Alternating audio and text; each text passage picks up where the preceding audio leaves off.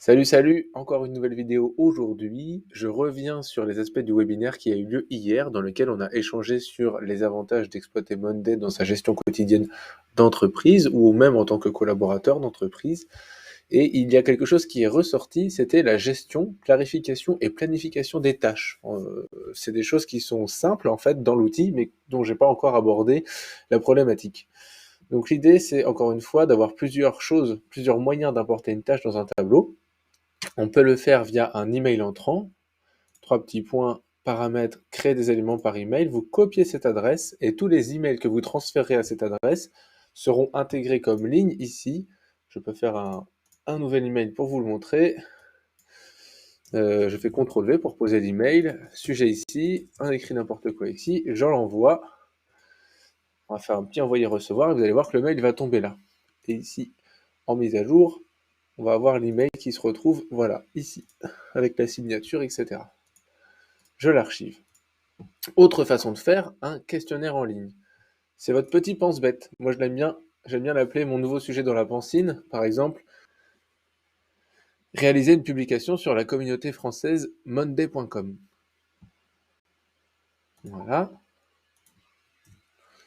Je pense que ça va être plutôt facile, on va dire moyennement facile. Et on est sur du marketing.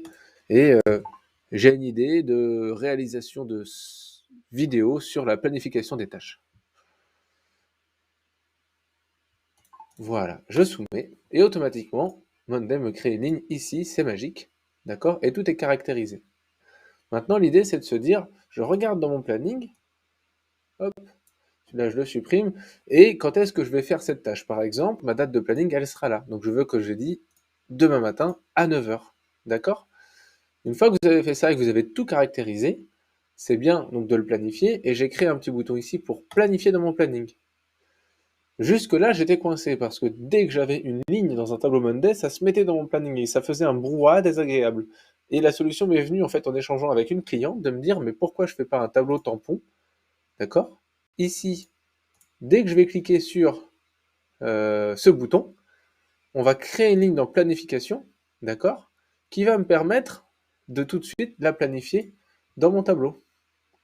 Et là, on a et la création d'une tâche, mais aussi la mise à jour automatique. C'est-à-dire que si je mets finalement que c'est à 11 heures et que finalement je change, ici on va dire en simple publi Monday, d'accord, avec un petit point pour faire simple, hop, en fait vous verrez que vu qu'on est sur de la clé API en direct, on va avoir une mise à jour, alors ça peut durer un tout petit peu de temps, j'espère que ça va rentrer dans notre vidéo qui dure déjà 3 minutes, mais on va avoir une mise à jour directement de l'élément ici. Je vais essayer de faire une actualisation, mais normalement ce n'est même pas nécessaire.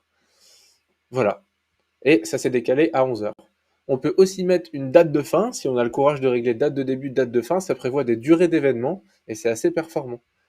Et donc ici, franchement, on a juste un tableau qui donne la to-do list qu'on peut partager avec les collègues.